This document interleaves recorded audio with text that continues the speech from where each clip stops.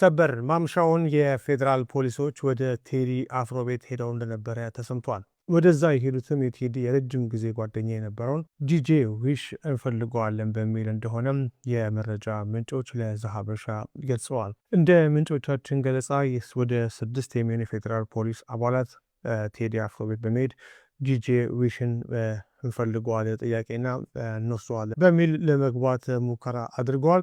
ሆኖም ቴዲ አፍሮ በምሽት ከ6 ሰዓት በኋላ ወደ ቤቴ እንድትገቡ አልፈቅድላችሁም በማለት ከፖሊሶቹ ጋር የተወሰኑ ንግግሮች ከተደረገ በኋላም ዲጄ ዊሽም ለጊዜው ሳይያዝ ቴዲ አፍሮ ቤትም ሳይገቡ መመለሳቸውን የመረጃ ምንጮች ገልጸዋል። በዛሬው ዕለት እንደነገርኳቸው የቴዲ የልብ ጓደኛ የረጅም ጊዜ ጓደኛው ያሲን እንደዚሁም ደግሞ ምክትል ማናጀሯን ሰለሞን መታሰራቸውን መዘገባችን ይታወቃል።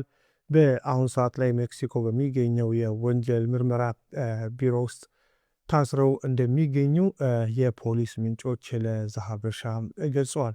ጉዳዩን እየተከታተሉ ለእናንተ እናደርሳለን። በዚህ በቴዲ አፍሮ ዙሪያ ያሉ ሰዎች ላይ እየደረሰ ያለው የእስር ዘመቻ ብዙዎችን እያነጋገረና ብዙ ጥያቄዎችንም እያስነሳ ይገኛል። እስኪ እናንተ በጉዳዩ ላይ ያላችሁን አስተያየት በኮመንት ላይ እናንብበው። አሁን ያለው መረጃ ይሄን ይመስላል።